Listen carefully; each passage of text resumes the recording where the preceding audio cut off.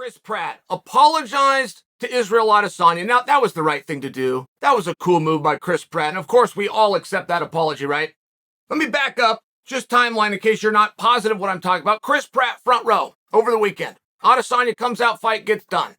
Instead of Chris Pratt getting up and leaving the arena, somebody slipped down to him and said, hey, can we have a favor? Could you come up on SportsCenter and could you just give us your thoughts on the fight? Pratt generously says yes. And when he's asked about that fight, he said, I did not like the pitter-patter by Adesanya.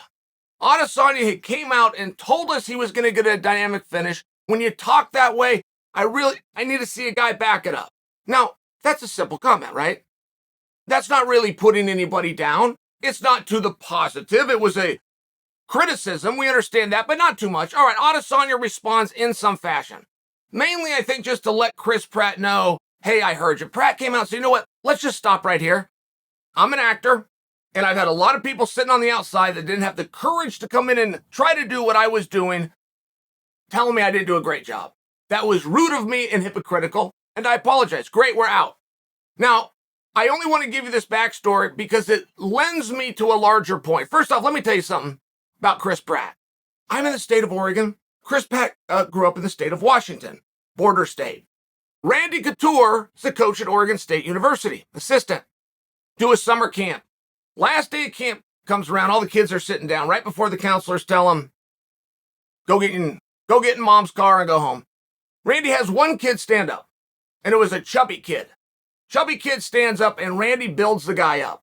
Says, hey, I want all of you guys to give a hand.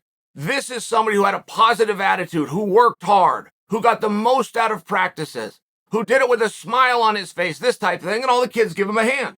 But if you've ever been that kid that's isolated from a group, and then one of your mentors, one of the coaches or leaders does that, you remember it forever. It's a very nice feeling. Well, that kid was Chris Pratt. So Chris Pratt and Randy reconnect 8 years ago in Beverly Hills in Jay Glazer's gym, where Randy is in there participating. Chris Pratt comes up and says, hey, by the way, I've actually worked with you before. I was this kid. All right, I'm just tying this together for you that Chris Pratt does have a level of knowledge as well as experience. And it's probably why he was the one that ESPN went and found and wanted to speak to. Now, let me get down to this. As fans, can we be happy? As fans, can we be happy, guys? Right now, we're somehow irritated that Israel Adesanya and Cannonier went 25 minutes.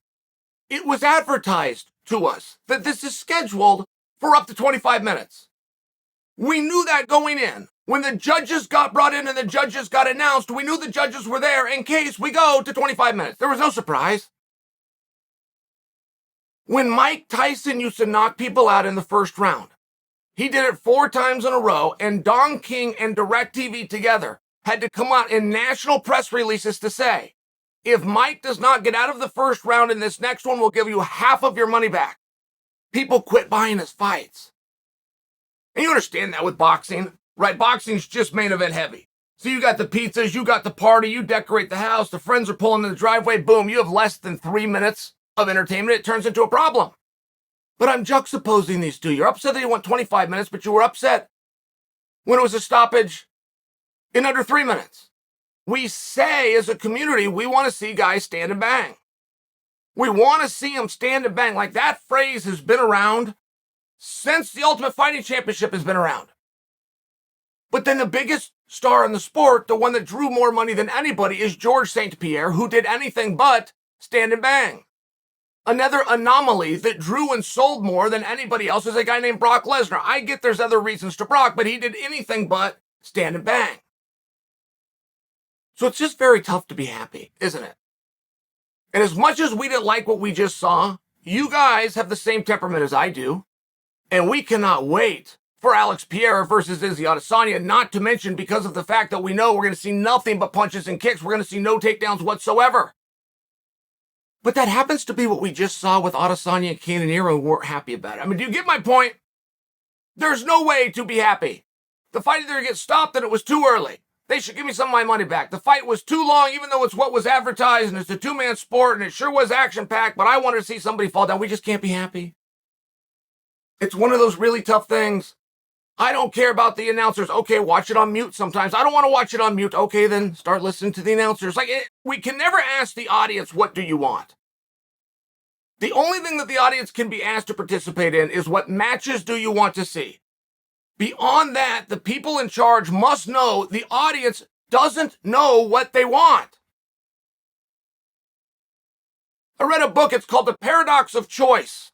One of the worst things that you can do in business is offer too many options.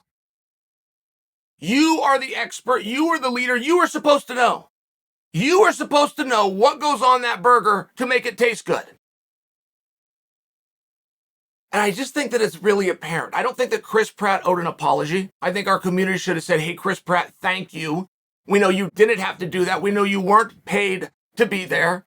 And you said something that a lot of us wanted to be said. He was a kind enough guy to come out and apologize. But Adesanya appears to be a nice enough guy to understand the things that I just said. Just roll with it and we move on to the next one. But what is it that we want? I mean, what is it truly that will make us happy within the sport? I don't think we know, guys. I think since 1993, we're searching for that. And I think it's one of the positive elements that keeps us coming back and keeps us watching and keeps this industry thriving and keeps debate and keeps conversation back and forth. We don't know what we want. A big part of it is we want the right of freedom to complain. That's what we want. That makes us happy. When you're a fan, you got two energies, positive and negative. You can cheer and you can boo. And you just might be surprised. Between those two emotions, you just might be surprised which one brings you more pleasure.